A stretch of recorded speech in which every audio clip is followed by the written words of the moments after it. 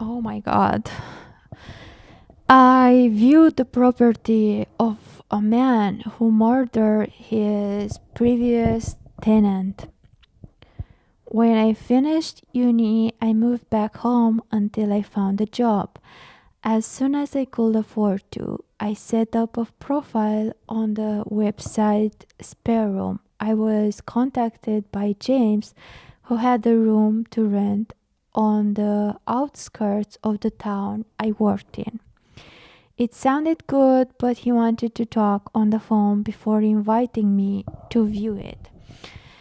We had a chat one evening, and it turned out we had some things in common. We both enjoyed fitness, particularly swimming, and were movie buffs. By the end of the call, I had felt like chatting to an old friend, and I was looking forward to meet him.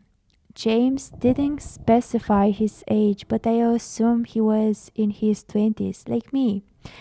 When I went to view the property, he actually came out of the house next door to greet me. When he introduced himself as James, I was pretty shocked. He was at least 50, dressed quite conservatively, and looked like he was wearing a hairpiece. I mean, that's a crime itself. Just kidding. If he told me on the phone that he was in if he'd told me on the phone that he was in his early 20s, I wouldn't have questioning it. I went ahead with the viewing, but I'd already decided I didn't want to rent a room from him. I wanted to live with people who were similar age to me. Smart choice. I was also put off by the house decor, which looked like it hadn't changed since the 80s. When I viewed the bedroom, it looked like it was occupied by a young person. There were several pairs of trainers and a games console. James said that the previous tenant, Mark, was moving to London for work. Coincidentally, my name is Mark too. James invited me to sit in the living room after the house tour. I didn't want to be rude, so I did. He explained that he cared for his elderly mother who lived next door. Then he started complimenting my style, saying I looked cool. He proceeded to put his hand on my leg. Creep alert, which made me feel very uncomfortable. When he asked if I was interested in the room, I said I had some other properties to view, but would be in touch.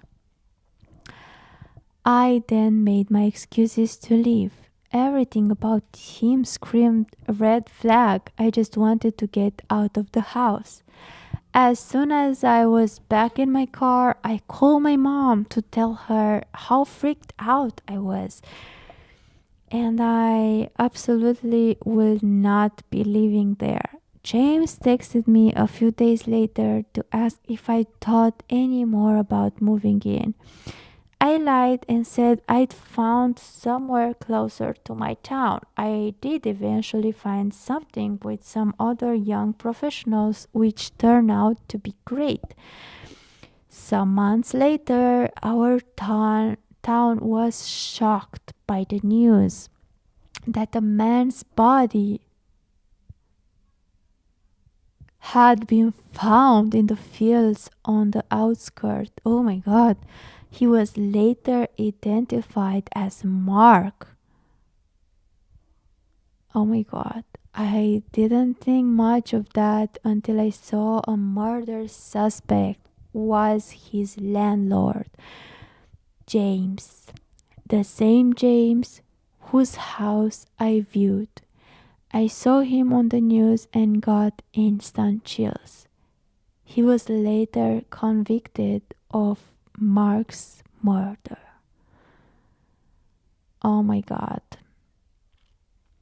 Even though I we knew it from the title. It's shocking. It's very shocking. And oh my god, the the thought that you could be next if you trusted this man, it's terrifying, you know. Like I'm so sorry for this guy Mark that trusted him. And bro, that's terrible. Trusted him and he did these terrible things. So let this post be a lesson for you guys, and be aware of your surroundings. And if you like the way I narrate the stories, like and subscribe or comment. Maybe you had the same encounter.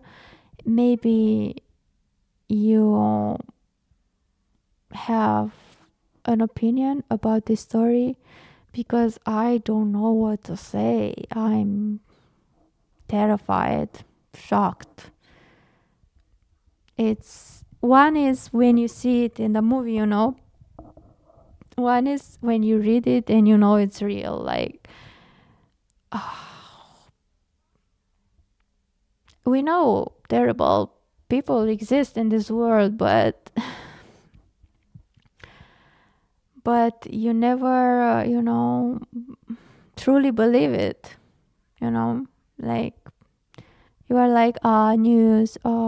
It's a movie. Oh my god, we prefer to think for our mental health that not all the people are, that there is no evil people, but there are. So you should stay safe. Bye. Shh. I wanted to try something.